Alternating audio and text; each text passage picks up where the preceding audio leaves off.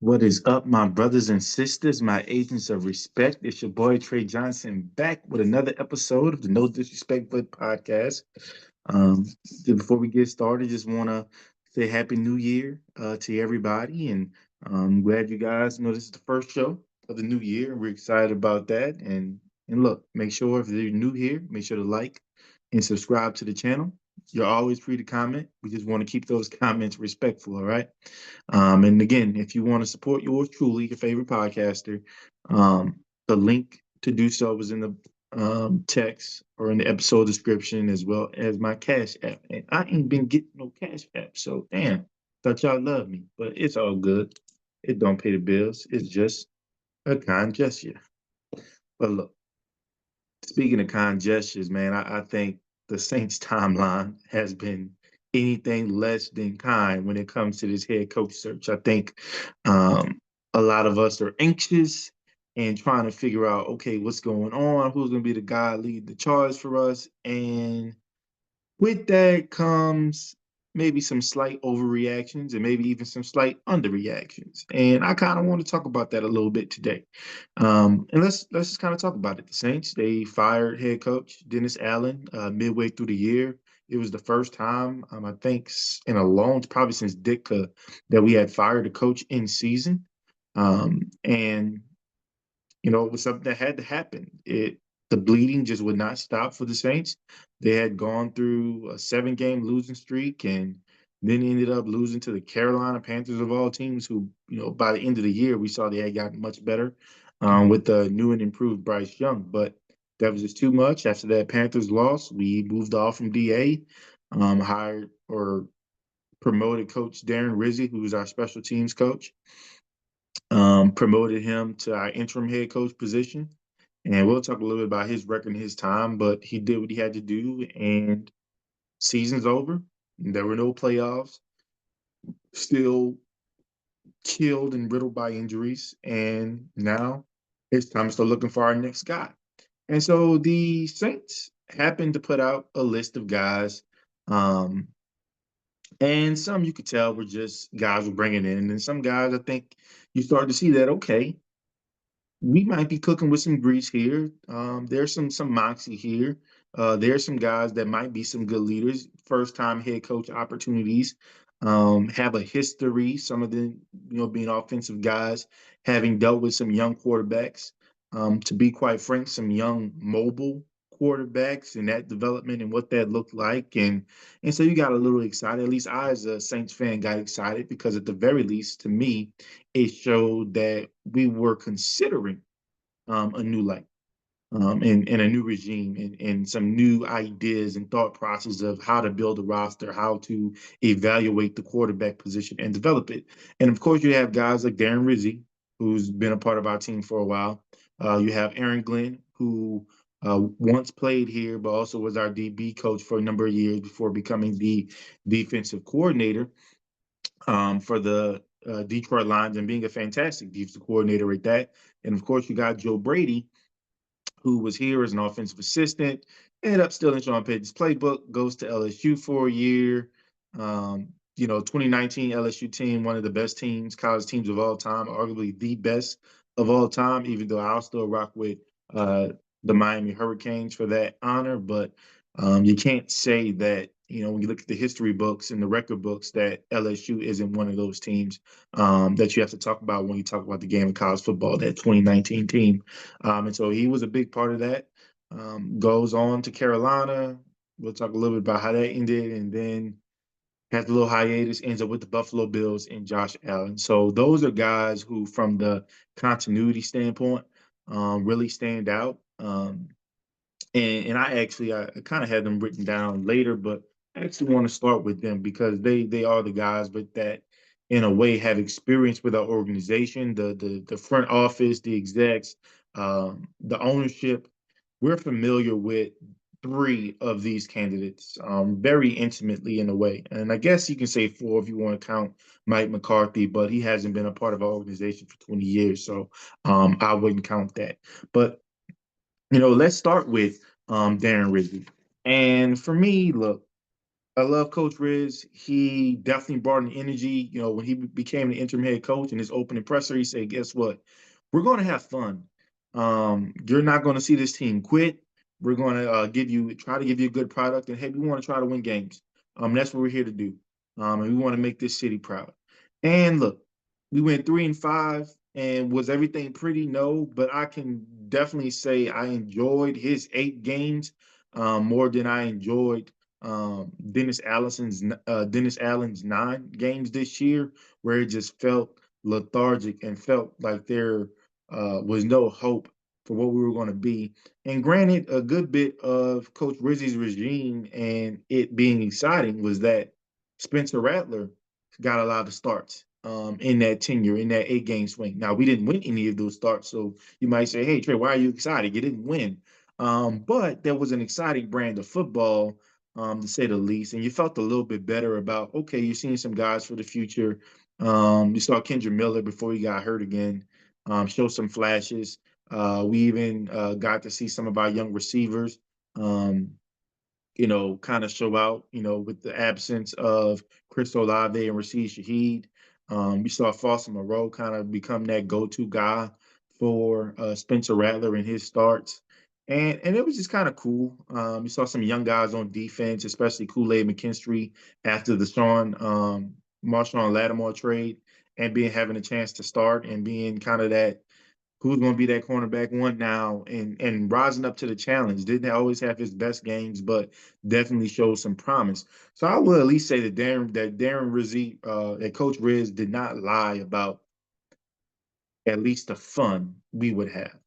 But nevertheless, when you still lose, it's not fun to lose. But at the very least, there were some exciting games. That Commanders game comes to mind. You bring Spencer Rattler in, and he almost wins the game for you. Or we go for 2 and everything like that, trying to go for the win. Like that was pretty cool. So um, exciting things. And again, he was 3-5 as interim. And look, y'all, do not kill me on this, but I do have to point out that he was 3-1 with Derek Carr as his quarterback. And I would argue that if Darren Rizzi got the job, that he would want to keep Derek Carr, because he would feel that, hey, I won with this guy, definitely won more than with the other 2 guys on the roster at the quarterback position. I want to see what I can do a full offseason, implementing my plan, working with Derek Carr, trying to get us healthy, see what that looks like. Who knows? Um, but I will say, even though the Saints did show a little life once Coach Riz got the head job, I will say we still started to see some similar issues. I think we still had some costly penalties that were taking away big plays, especially some scoring opportunities. I think we obviously still dealt with some of the injuries. I think we dealt with some poor clock management. There was an instance, I think, against Green Bay where where Spencer Rattler, it's a end of the first half drive. We can at least get a field goal, and it seemed like Spencer was just waiting forever for a play. Like we didn't use timeouts, we didn't kind of speed things up. Spencer took a bad sack, which pretty much put us out of field goal range, and those were things that you know. There was an instance where we thought we had a guy out of bounds, but they kept the clock running, and so you got to figure that out. You got to see that a lot sooner. There has to be a level of urgency, and so we weren't seeing some of those things on the sideline. Obviously, pass protection issues were becoming something, but again, a lot of that was due to the injuries on the O line. But I did feel like towards the end of the year, we did have our offensive line relatively healthy, and just things were not clicking. So there were still some issues, at least for me. Love Coach Riz, would love to keep him on the staff, but personally, I don't think he's the guy to lead the charge, but it could be wrong. And he is a candidate, has interviewed with the Saints, and I believe they said they're going to give him another opportunity for a second interview to state his case. But again, a guy who's been a part of this organization for a long time, knows the relationships with the players in the locker room, knows the relationships with the front office. So that's something to look at.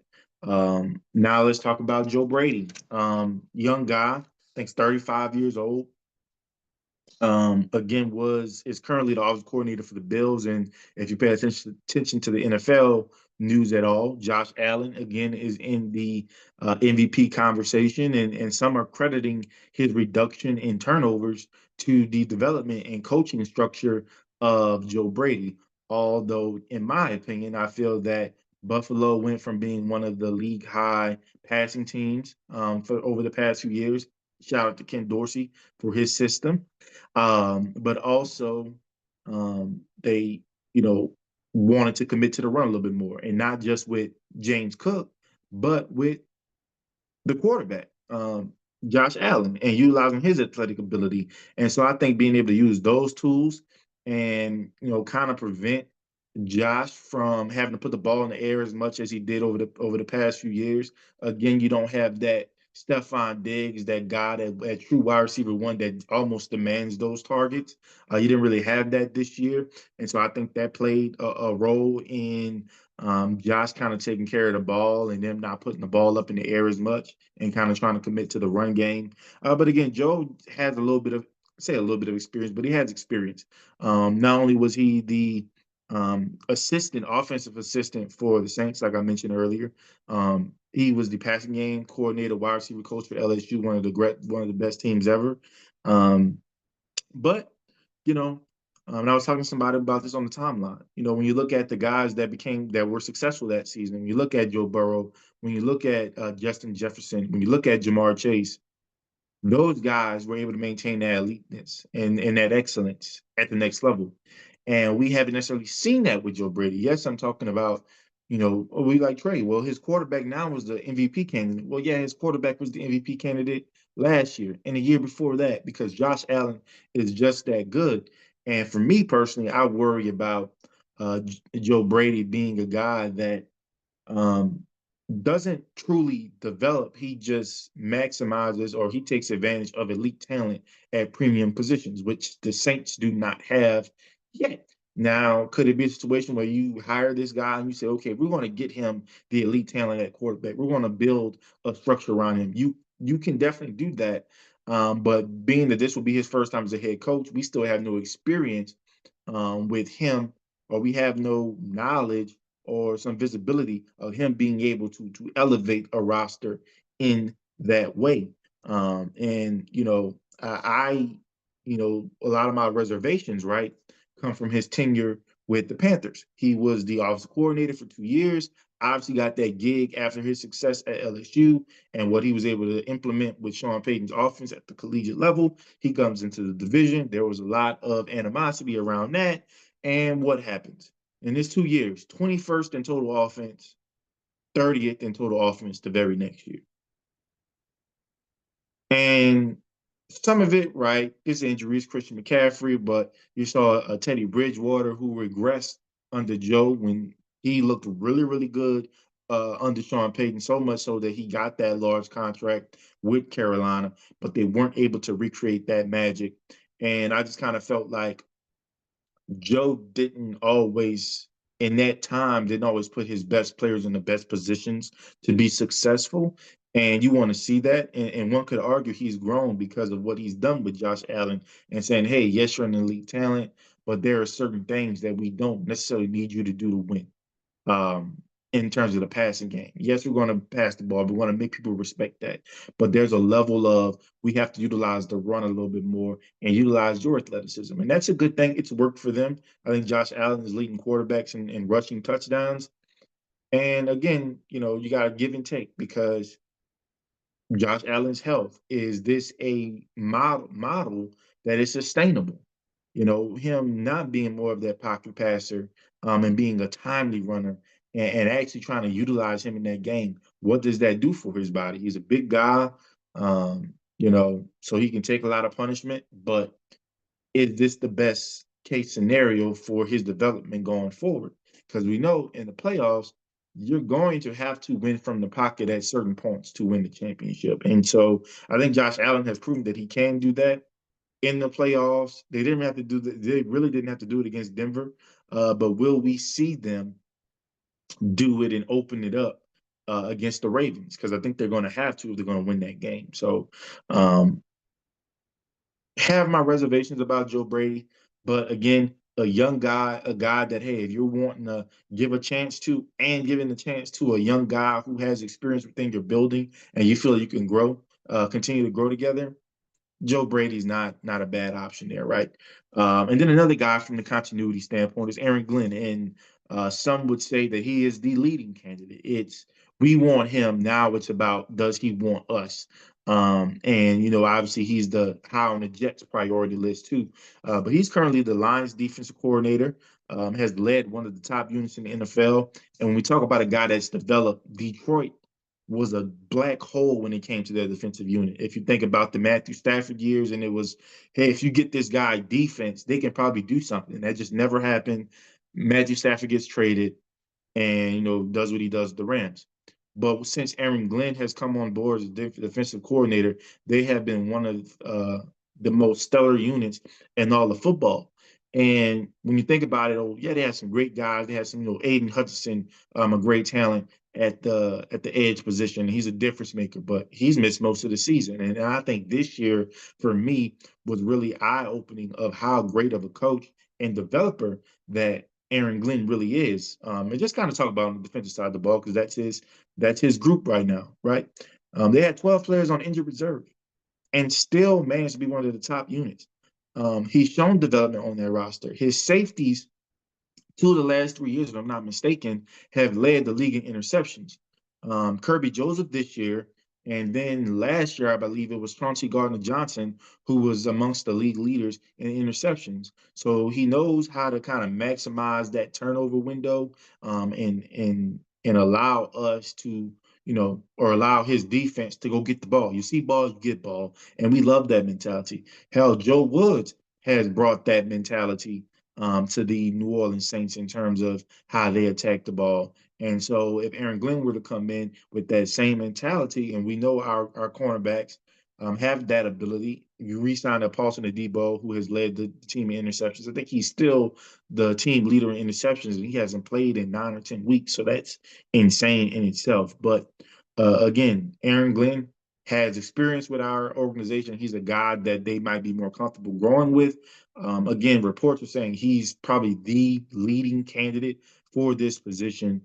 And I will say, of all the things I've highlighted about it, Darren, Rizzi, Joe Brady, I will say my only reservation about Aaron Glenn is that as a fan, having experienced the 3 years of the whole continuity thing with Dennis Allen, to go to Aaron Glenn for me in a way signifies that we still want to do the same thing. We still want to bring that Sean Payton, Drew Brees magic, but those two aren't in our building anymore. And that's just Trey's personal opinion. But that doesn't mean that Coach Glenn isn't a fantastic coach. He isn't a fantastic leader of men because everybody that speaks about him, they say how great of a coach and a man he is. And that's the type of leader that New Orleans needs. So, again, don't let my reservations about something as trivial as the whole continuity route make you think that Aaron Glenn would be a horrible option. I do not believe that at all. But outside of continuity, I didn't want to go to two guys who I just felt like got a call just to get a call. They're probably not ready to be head coaches, but you want to kind of get them through the process so they learn and they kind of accepted the interview so they could learn. They really have no intentions of leaving their positions. And that's, starting with Coach Anthony Weaver, Dolphins defensive coordinator, also had a stint as the Texans defense coordinator. Also spent some time with Bills, Browns, and Ravens. 44 years old, so again, a relatively young guy. Um, and even though there weren't any kind of like stellar players that we really think about, um, for the most part with the Miami Dolphins defense and just guys that just stood out and dominated at their respective position. Miami collectively was a really good defense, a top 10 unit. Top five actually ranked fourth in total defense from a yard standpoint. And then they were ninth against the pass and ninth against the run, which is pretty awesome if we just want to be honest. And again, they play in kind of a non-offensive division outside of Buffalo, but you gotta call it what it is. His first year, taking over as defensive coordinator there, and I think they had a really good year. And so you got to kind of take that for what it was. But I think he's a guy that, he's more of maybe a 2026 or 2027 candidate, but want to get, that feeling, that experience going through these interviews and what front offices are kind of thinking about in terms of building an overall plan of what we're going to look like. Another guy that fits that category to me, Mike Kafka, Giants quarterback coach and offensive coordinator, 37 years old, so another young guy. Also spent time as the quarterback coach and passing game coordinator for the Kansas City Chiefs. Actually was, I believe, the passing game coordinator when they won the Super Bowl. So comes from some great stock. Andy Reid, has some great stock. So it comes from a really good organization. But the results results. And as the offensive coordinator for the Giants the past couple of years, they had this most recent year they were the 30th ranked offense. They were the 28th ranked pass offense, the 23rd ranked rush offense. Yes, they don't have a bunch of talent. Yes, their quarterback situation sucked, but I just didn't see any type of offensive innovation really to get me excited on if this guy was a part of our program.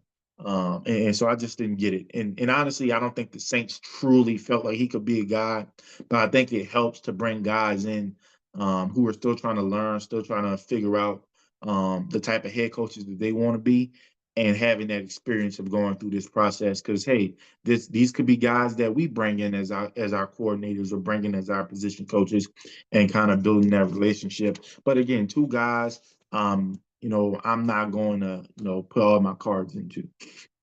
Now, these next three, they're ones that really get me excited. Again, talked about two guys and Coach Weaver, Coach Kafka, who I just felt like went through the motions, right? Then I talked about three guys and Coach Riz and Coach Glenn and Coach Brady that I felt like a big component for them, at least that I think of, is the continuity and their familiarity with the Saints organization.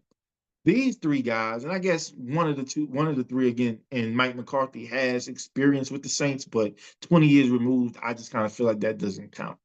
But again, these three guys make you say, okay, there may be some changes on the horizon. We are rethinking our view of what we want our head coach, what we want our system, our culture to be.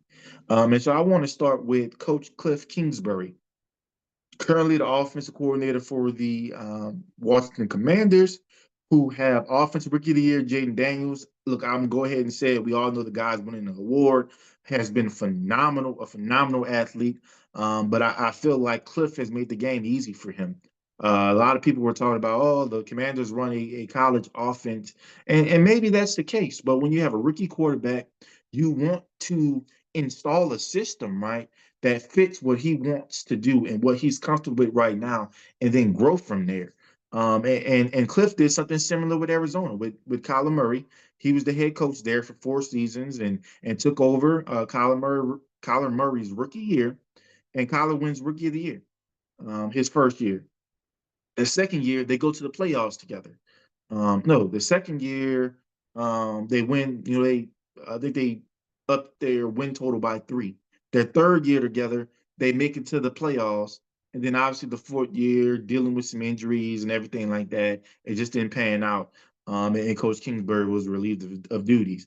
But during his time as the head coach, he was 28 wins, 37 losses, one tie, and he was 0-1 in the postseason.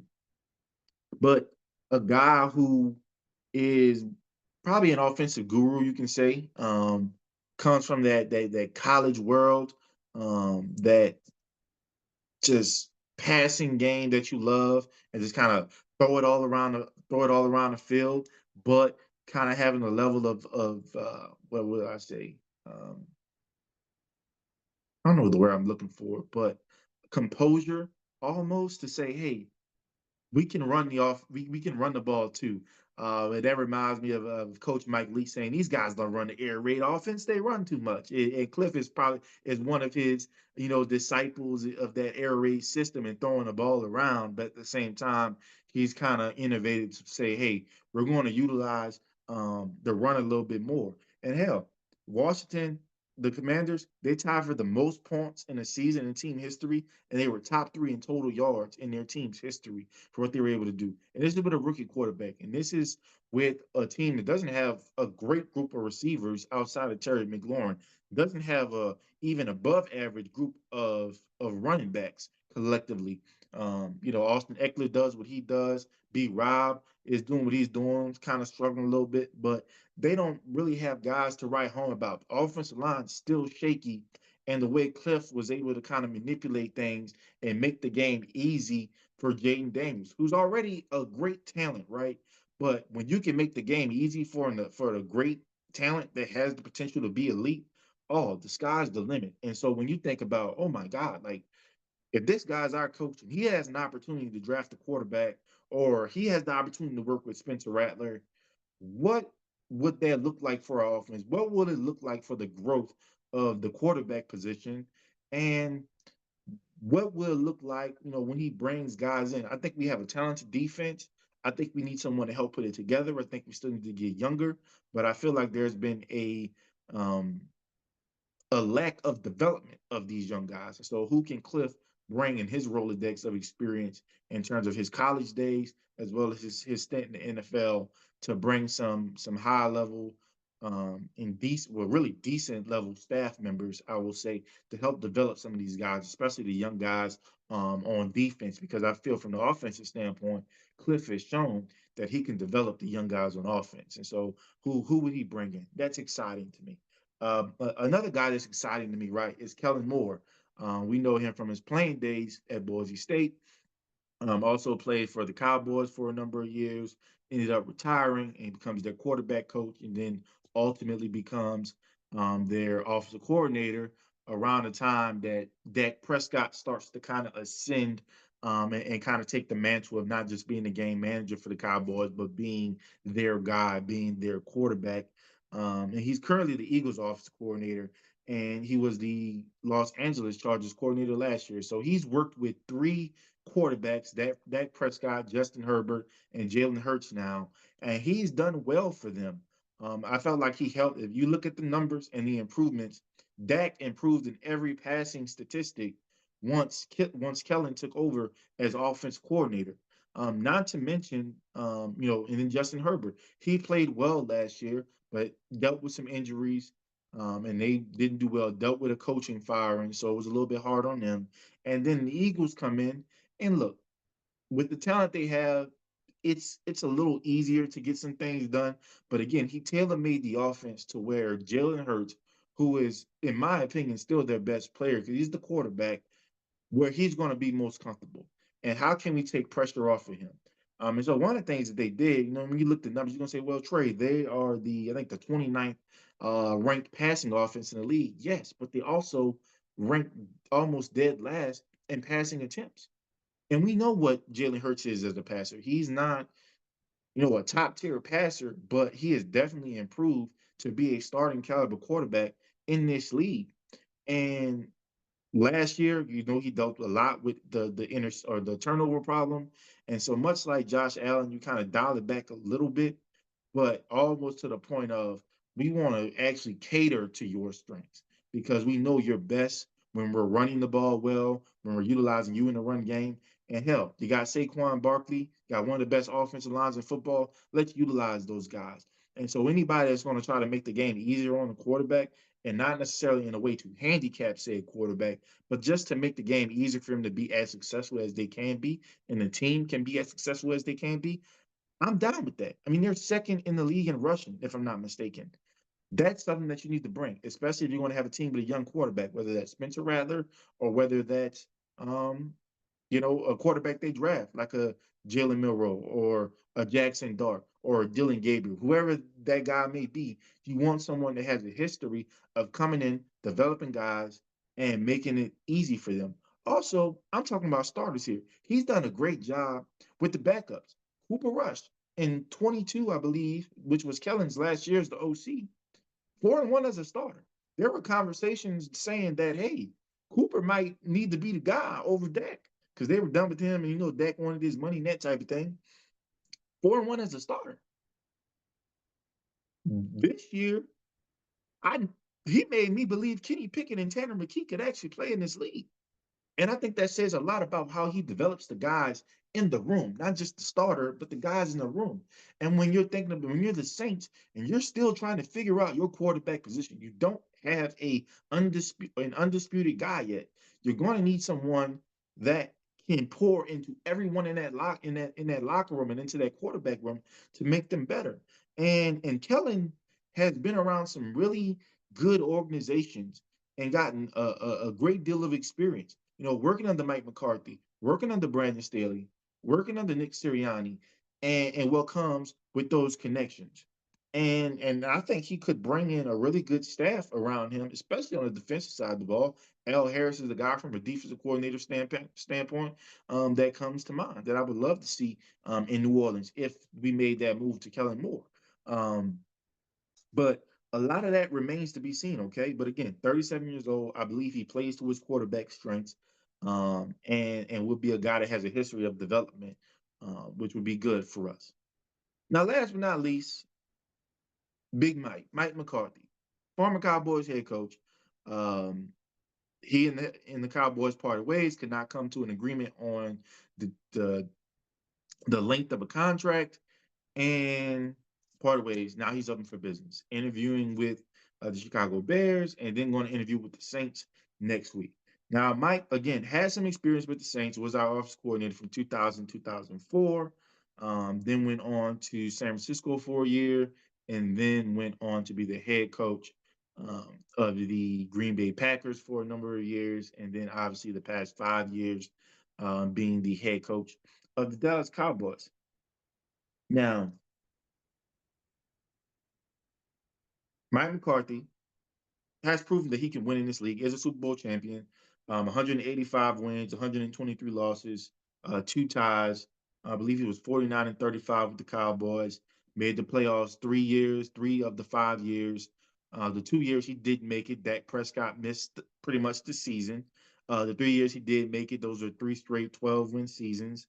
Again, has won a Super Bowl, has shown to be a consistent playoff contender. Um, is third amongst active coaches in playoff wins with 11. And I think a few things that kind of give you cause to pause with him, his age, 61. And it's like, oh man, I don't want an older guy. And that changes the dynamic and things like that.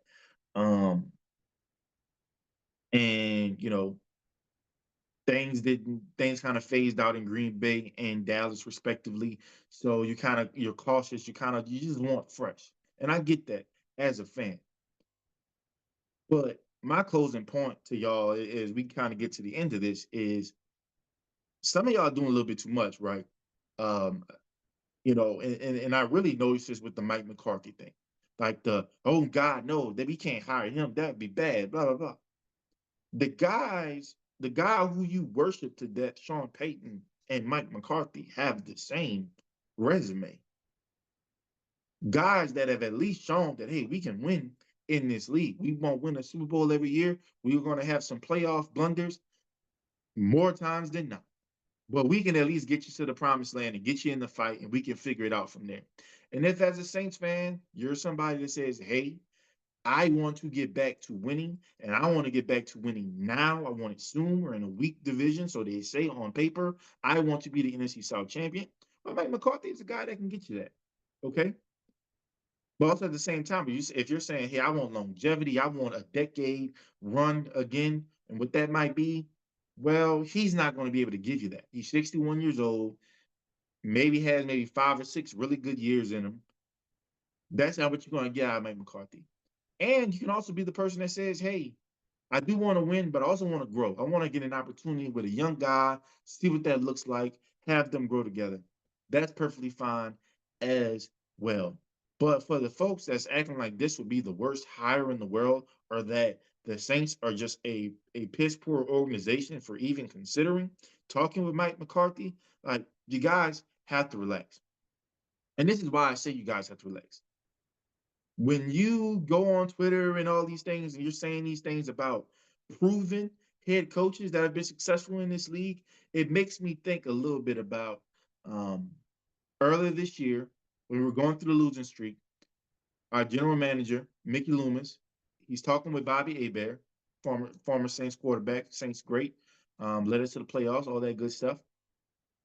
And he says, you know what?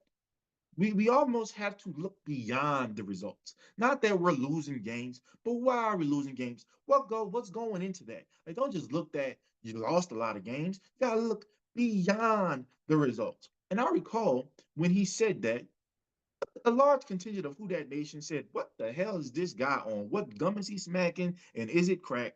Because what do you mean look beyond the results? You hired a guy who is 8-28 as a head coach. He becomes your head coach. He's 18-25 as your head coach. So still 7 games under 500. Accounts to be 26-53. So 27 games under 500 if my math is correct. And you tell us to look beyond the results. Are you insane? And at this point, we're in the midst of a losing streak, and we already had to deal with you in the end of year pressure the season before, smacking your gum, comparing this guy to Chuck Noll and Bill Belichick and all these great Hall of Fame caliber coaches. And now you're telling us you guys know what you're talking about. You have to look beyond the results. Don't take it as black and white as wins and losses. There is more that goes into it. There are more things you have to look into. And you guys called him an idiot. But months later, when a candidate that has the resume of a Mike McCarthy comes along, you say no. You put poo all over it. You know what you're doing? You're saying, oh, well, yeah, he has a lot of wins, but what about the playoff record and only one Super Bowl and this that and this thing and that thing? You know what you're doing, right? You're looking beyond the results. You're trying to find something that's distant from what we see on paper and on resume and try to create a narrative around it that fits what you want it to fit. Mickey wanted to look past the results to fit the narrative that this guy isn't a bad coach. He's getting another opportunity. He's going to be great once we get these injuries done and once we get better players and blah, blah, blah, blah, blah. He was looking past the results of what we could see. You guys, some of you, are trying to do the same thing with Mike McCarthy. And I'm here to tell you, missing the playoffs 4 years in a row, I'm tired of it. So if you say to me that, hey, y'all, we're going to give an opportunity to a coach that at the very least on his resume says that he will get you to the playoffs consistently, I'll take it. If that's what you're selling me.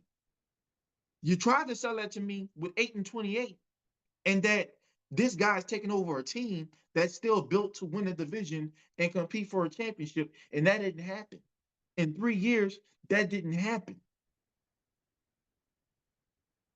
So when a guy comes along with this resume, and the only guy with head coaching experience, right? He's the only guy with head coaching experience of our candidates, outside of Darren Rizzi, who's had stints as interim before and obviously was 3-5 with us.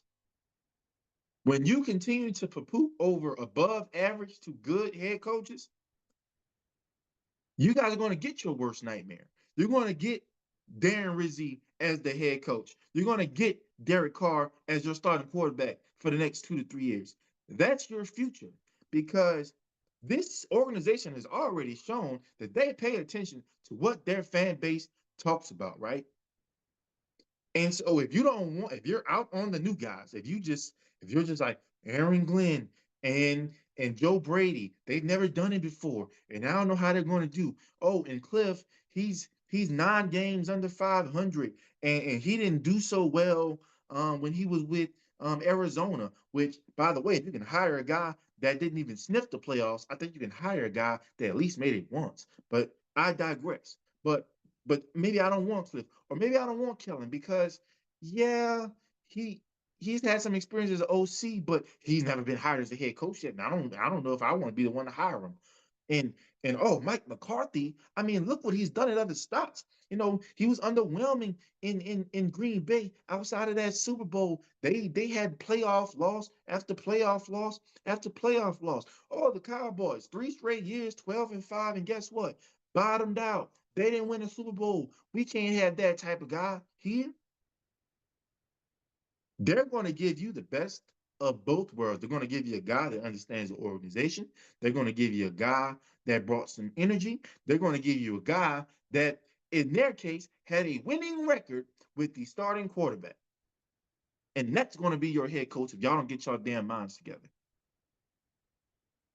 Because there's no way in hell we are going to argue that a coach with the resume of a Mike McCarthy is a bad candidate. Is he the best candidate? No, I do think we need to get younger in the head coaching aspect. I think we need to get a guy that can truly build with this organization, and not in 4 and 5 years we're looking for the replacement. I agree with that. But at the same time, if the organization is saying, hey, we got some vets, we're not ready to let go. We're probably going to get rid of Derek Carr, which basically means you have to keep DeMario, you have to keep Tyrann Mathieu, you have to keep Cam Jordan from the restructuring purposes. At the very least, we're going to bring in a guy that can at least give them a chance at a title, that can help us win the division. Because here's the thing, Mike McCarthy, in my opinion, automatically becomes the best coach in the division if he's hired. And that's not saying much. I think Aaron Glenn becomes the best head coach in the division if he's hired. Although he doesn't have the experience, I just feel that way about him. I think Kellen Moore becomes one of the top coaches in the division if he's hired. But I don't think there's a question that if Mike McCarthy is hired, he's the best coach just on resume alone and what he's able to do. And if I got the best coach and he can give me a good quarterback, we cooking with something. I'm not about to just be like, oh my God, we just can't do it. Do I want to do it? No. But am I against it? Am I too good for a winner to be the head coach? Oh, hell no. And I'll be damned if because of y'all whining and complaining about coaches that actually have decent resumes, I end up with Darren Rizzi as my head coach. Or do I want to keep him on the staff? I would love to, even though I know if he doesn't get a head coaching job, he's probably not going to stay around. But to lead this organization for the next few years and knowing that of the candidates, he's probably the only one that's singing Derek Carr's praises and wants to keep him as a starting quarterback because, hello, he is 3-1 with Derek Carr as a starting quarterback. He probably believes that, hey, if we're all healthy, I can win with this guy. DA just wasn't good enough, but I'm good enough that I can win with this guy. That's what Darren Rizzi is selling to the team right now. And we have a chance to get a winner as a head coach or a fresh start as a head coach and an individual that would more than likely want to bring in their own thing, their own staff, their own players, their own quarterback. And we're just diminishing it. We're looking beyond the results. We were told to look beyond losses. Now, y'all looking beyond wins? Where we do that at? Be better, Who That Nation. Anyways, that's going to be our show for today. I'm going to try to get a Friday episode in just to talk about the playoffs and the divisional round and who I think is going to win. And obviously talk a little bit about Mondays or this upcoming Monday's national championship game.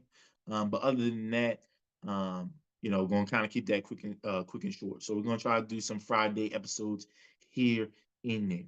But anyways, as I end, like I always do, if there was anything that I said that offended anybody, that's a good thing, right? It's an opportunity for me to learn, and it's an opportunity for you to teach me. All I ask is that you keep it respectful. Peace.